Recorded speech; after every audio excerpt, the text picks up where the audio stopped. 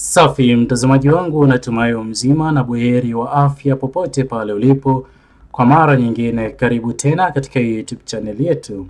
Naam, mtazamaji wangu, tumeweza kushuhudia jinsi gani ambavyo kuna jamaa ambaye ameweza kuzungumzia swala la utekaji, na ameweza kuweka wazi kwamba sio utekaji unafanywa na watu wasioweza kujulikana, ila watu hao wanajulikana, kwani wanaozidi kufanya utekaji wanazidi kuteka watu wanaozidi kukosoa na kuzungumzia uhalisia wa uongozi ulioko madarakani, ila hao wanaozidi kutekwa wanaaminika kushtakiwa na kesi la uhaini, ila kuna baadhi ya wale ambao wameweza kutekwa hawajulikani pale walipo, na ndipo ambapo jamaa huyu ameweza kulazimika kuzungumza haya mazito. Ila kabla niweze kukuchezeshea kipande chake cha video alichoweza kukizungumza ama kuzungumza maneno hayo, ningependa uweze kuchukua sekunde yako moja kubonyeza maneno yaliyoandikwa subscribe chini ya video hii. Muhimu kabisa, usisahau kulike na kushare video zetu. Umezungumzia swala lingine la kukamatwa kwa watu, namna ya ukamataji. Hili mimi nimekwisha mwelekeza IGP nikamwambia, bwana, katika kipindi hiki kwa kweli mimi nisingependa ukamataji wa tofauti. Ukamataji ninaopenda mimi ni ule wa kwa mujibu wa sheria. Askari amevaa sare, askari anakwenda ripoti kwa mjumbe kwamba kuna mtu mimi na tuna jeshi la polisi tunamhitaji, tunataka kwenda kumhoji, basi tunataka kumchukua. Basi anagongewa yule mtu, anachukuliwa tena mchana maana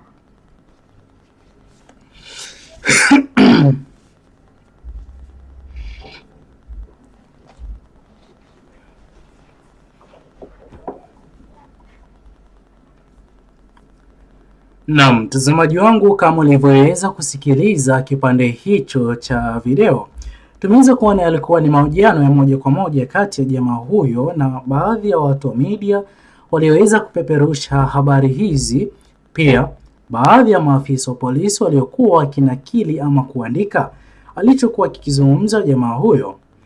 Mtazamaji wangu, uhalisia wa siasa katika Jamhuri ya Tanzania ni hali tete, hasa kwa yoyote yule. Kwanza, itakuwa mbaya kabisa iwapo jenzi yoyote yule ataweza kuzungumzia uongozi ulioko madarakani kinyume na jinsi ambavyo wanazidi kutarajia.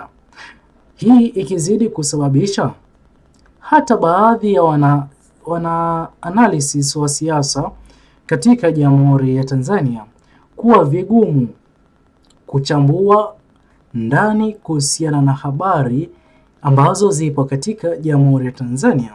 Na ndipo ambapo tumeshuhudia jamaa huyo ameweza kuzungumza, ila masaa machache baada ya kuzungumza mjadala mzito umeweza kuibuliwa katika mitandao ya kijamii, na ndiyo nikaona ni vyema tuweze pia nasi hapa tuweze kuzungumzia alichoweza kukizungumza jamaa huyo.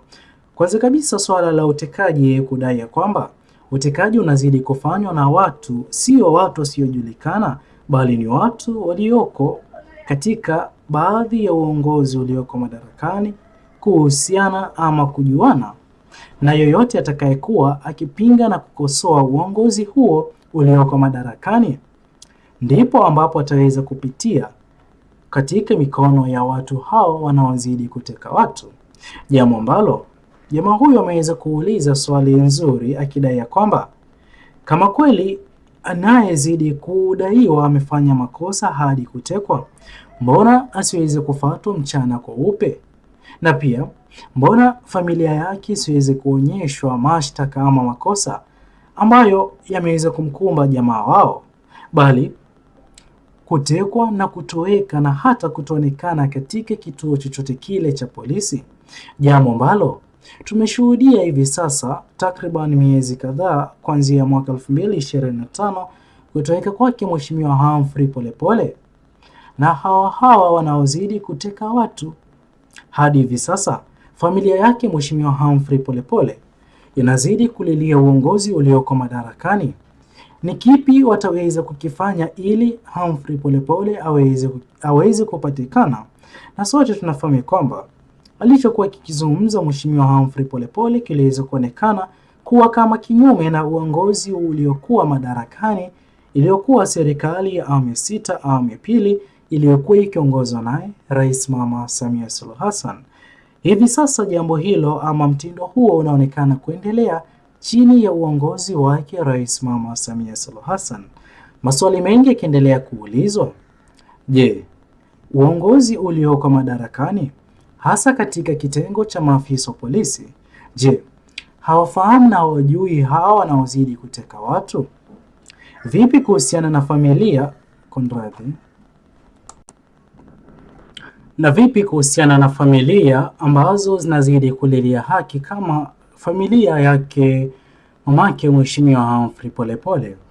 Mtazamaji wangu, ni jambo la kusikitisha, na ndipo ambapo jamaa huyu kwanza akionekana kuwa kama mtu wa kidini ameweza kutofautiana kabisa na swala hilo la utekaji ambalo linazidi kushuhudiwa.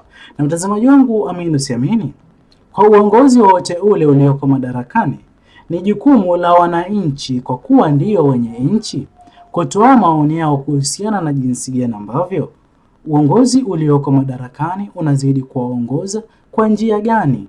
Uongozi ulioko madarakani ni kipi wanazidi kukifanikisha walichoweza kukiahidi katika uchaguzi ama katika rali walizokuwa kizifanya kuomba wananchi waweze kuhudhuria rali zao na waweze kuwafahamisha manifesto yao kipindi na wakati ambapo wataweza kuwachagua na waweze kuingia afisini. Ni baadhi ya mambo gani wataweza kuyafanikisha kwa muda gani ili waweze kusaidia Jamhuri ya Tanzania iweze kuimarika kwenda juu, uchumi uweze kuimarika.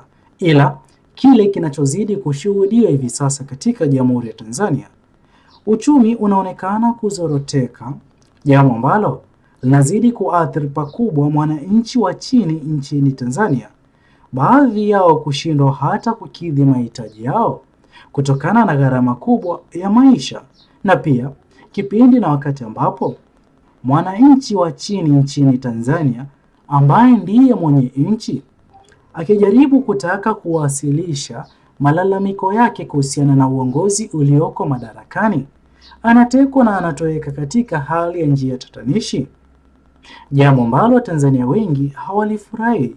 Ila uongozi ulioko madarakani haupo tayari kuachia mwananchi yoyote yule, na itakuwa mbaya kwa jinsi yoyote yule kujipata katika nafasi ama kuwa katika hali ya kupinga na kufanya ukosoaji.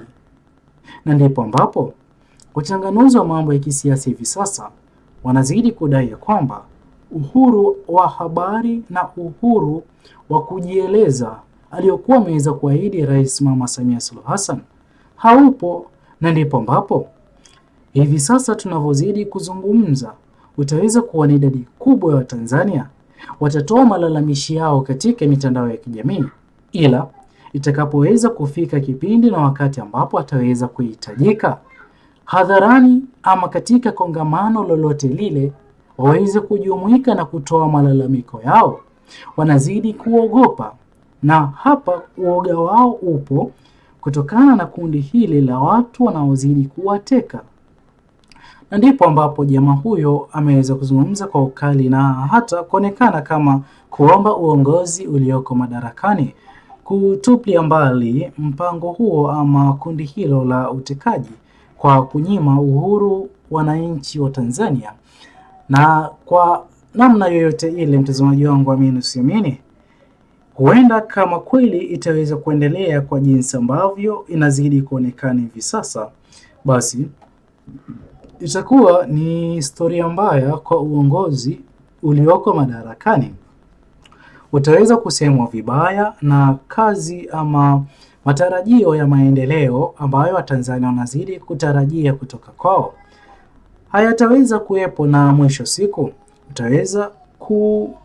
utaweza kucollapse ama utaweza kushindwa kuendelea kuwa mamlakani, na mwisho siku utaweza kuondoka, ila utaweza kuacha Jamhuri ya Tanzania pabaya, wao wakionekana kuwa kufaidika wao binafsi, tofauti na jinsi ambavyo walikuwa wameweza kueleza wananchi nia yao ya kuwania nafasi hizo za juu kwa uongozi huo ulioko madarakani hivi sasa nchini Tanzania. Sasa mtazamaji wangu, itakuwa vyema iwapo hapo utaweza kutochia maoni yako iwapo unakubaliana na jamaa huyo ya kwamba swala la utekaji ambalo limeshuhudiwa katika Jamhuri ya Tanzania ni jambo ambalo litazidi kusababisha Jamhuri ya Tanzania kuzoroteka kiuchumi, sifa iweze kuharibika, na hata jinsi ambavyo baadhi ya watu aidha wafanyi biashara ama wageni ama watalii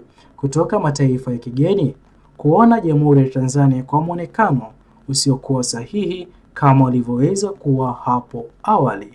Mtazamaji wangu, tuachie maoni yako katika uwanja comment section. Muhimu kabisa, usisahau kusubscribe, like, comment na kushare video zetu. Bye bye until the next video.